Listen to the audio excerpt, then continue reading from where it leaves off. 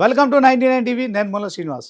యుద్ధం ఈరోజు 14వ రోజుకు చేరుకుంది. సో ఈ యుద్ధంలో మరిక తెలివైన బలమైన అమెరికా ఇజ్రాయెల్ శత్రువును మాత్రం ఇరాన్ ఇక బుద్ధి బలంతో జయిస్తోంది. సో మొత్తానికి ఇరాన్కు సంబంధించిన సుప్రీం లీడర్ ఖమేనీని హత్య చేసిన తర్వాత కూడా ఇరాన్ ఎక్కడ కూడా వెనక్కి తగ్గట్లేదు. సో మొత్తానికి ఖచ్చితంగా అమెరికాకు ఇజ్రాయెల్కు సరైన బుద్ధి చెప్తామని కూడా మరి ఆ విధంగా యుద్ధం చేస్తున్న నేపథ్యంలో సో పశ్చిమాసియా ఆకాశం ఇప్పుడు ఎర్రబడింది. ప్రపంచంలోని అత్యంత భీకర శత్రువుల మధ్య ఒక డార్క్ కోల్డ్ వారు ఆరంభమైంది. అది సముద్రమా లేక అగ్నిగుండమా? ఓమన్ సముద్ర జలాలు ఇప్పుడు రక్తపు సెగను చిమ్ముతున్నాయి. నిన్నటి వరకు హెచ్చరికలు, నేడు నేరుగా అగ్రరాజ్యం ప్రధాన యుద్ధ నౌక పైనే పంజా. అసలు అబ్రహం లింకన్ యుద్ధ నౌకకు ఏమైంది?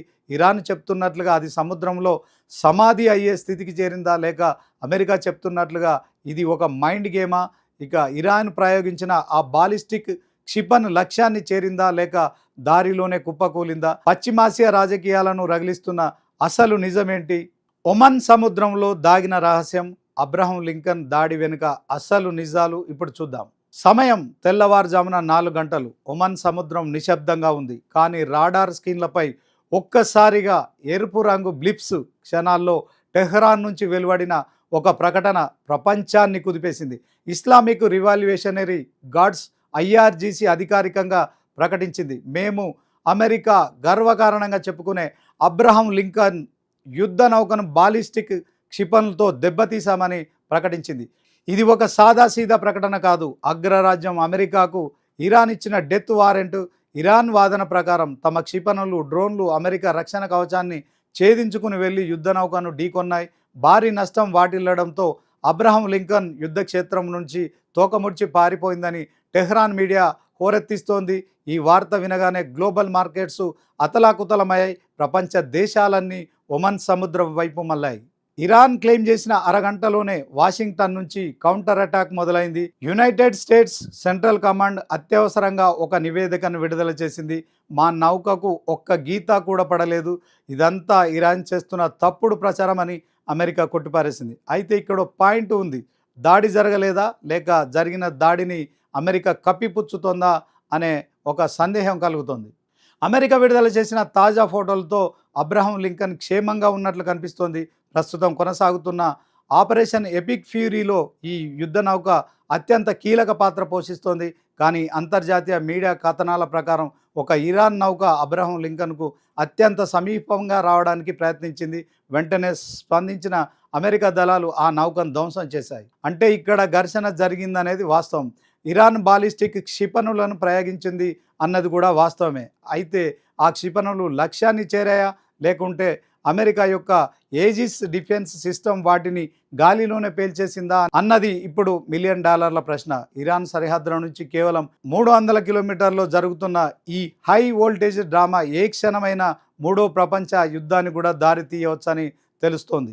అసలు అబ్రహం లింకన్ యుద్ధ నౌకనే ఇరాన్ ఎందుకు టార్గెట్ చేసింది? ఎందుకంటే ఇది కేవలం ఒక నౌక కాదు, అమెరికా సైనిక శక్తికి నిలువుటద్దం. 90కి పైగా యుద్ధ విమానాలు, 1000 మంది సైనికులు, అత్యాధునిక క్షిపణి వ్యవస్థలు. అబ్రహం లింకన్ ఎక్కడ ఉంటే అక్కడ అమెరికా తన ఆధిపత్యాన్ని చాటుతుంది. గత నెలలో ఇరాన్ అణు కేంద్రాలపై అమెరికా, ఉక్రెయిన్ సంయుక్త దాడులకు సిద్ధమవుతున్నాయన్న వార్తలతో ఈ నౌక సీ ఆఫ్ ఒమన్లో తిష్టవేసింది. ఇరాన్ గొంతు నొక్కడానికి అమెరికా ప్రయోగిస్తున్న ప్రధాన ఆయుధం ఇదే. అందుకే ఈ నౌకను దెబ్బతీస్తే అమెరికా నైతిక స్థైర్యాన్ని దెబ్బ కొట్టవచ్చని టెహ్రాన్ మాస్టర్ ప్లాన్ వేసింది.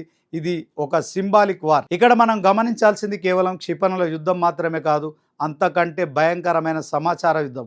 ఒకవైపు ఇరాన్ తన దేశ ప్రజలకు తాను గెలిచానని చెప్పుకుంటుంది, మరొక వైపు అమెరికా తన ప్రతిష్ట దెబ్బతినకుండా అంతా సవ్యంగానే ఉందని చెప్పి ప్రపంచాన్ని నమ్మిస్తోంది. కానీ క్షేత్రస్థాయిలో పరిస్థితులు వేరేలా ఉన్నాయి. పశ్చిమాసియా మళ్ళీ అగ్నిపర్వతం అంచున నిలబడింది. ఇరాన్ ఇప్పుడు కేవలం అమెరికా పైనే కాదు, ఏకకాలంలో గల్ఫ్ దేశాలు, ఇజ్రాయెల్తో పాటు అరేబియా సముద్రంలోని అమెరికా స్థావరాలపై దాడులకు తెగబడుతోంది. ఇది ఒక మల్టీ ఫ్రంట్ వార్. ఒకవేళ అబ్రహం లింకన్పై దాడి నిజమైతే అమెరికా తన ఎపిక్ ఫ్యూరీ ఆపరేషన్ను మరింత తీవ్రం చేస్తుంది. అదే జరిగితే పశ్చిమాసియాలోని చమురు బావులన్నీ అగ్నిగుండాలుగా మారతాయి. ప్రపంచ ఆర్థిక వ్యవస్థ కుప్పగొలుతుంది. ఇప్పటికే సీ ఆఫ్ ఒమన్లో రాకపోకలను స్తంభించిపోయి అబ్రహం లింకన్ యుద్ధ నౌక వెనక్కి మళ్ళిందా లేక ఇంకా అక్కడే కాపలా కాస్తుందా అన్న దానిపై మాత్రం స్పష్టత లేదు. కానీ ఇరాన్ రివల్యూషనరీ గార్డ్స్ మాత్రం మా క్షిపణులు అమెరికా గర్వాన్ని అనగదొక్కాయని పదే పదే చెప్తున్నాయి. సత్యం ఎప్పుడు యుద్ధంలో మొదటి బలి అవుతుంది? అబ్రహం లింకన్ దెబ్బతిందా లేక ఇరాన్ తన అంతర్గత రాజకీయాల కోసం ఈ అబద్ధాన్ని ప్రచారం చేస్తుందా? అమెరికా తన అపజయాన్ని దాస్తోందా? ఈ ప్రశ్నలకు సమాధానాలు మాత్రం రాబోయే రోజుల్లో యుద్ధ క్షేత్రమే చెప్తుంది. ఒక్క తప్పు అంచనా, ఒక తప్పు క్షిపణి ప్రయోగం ప్రపంచాన్ని సరికొత్త యుద్ధకాలం వైపు నెట్టవచ్చు. ఒమన్ సముద్రం ఇప్పుడు ప్రశాంతంగా కనిపించవచ్చు, కానీ ఆ లోతుల్లో పెను తుఫాన్ దాగి ఉంది. అది ఎప్పుడు బయటికి వస్తుందో, ఎవరిని ముంచేస్తుందో వేచి చూడాల్సిందే.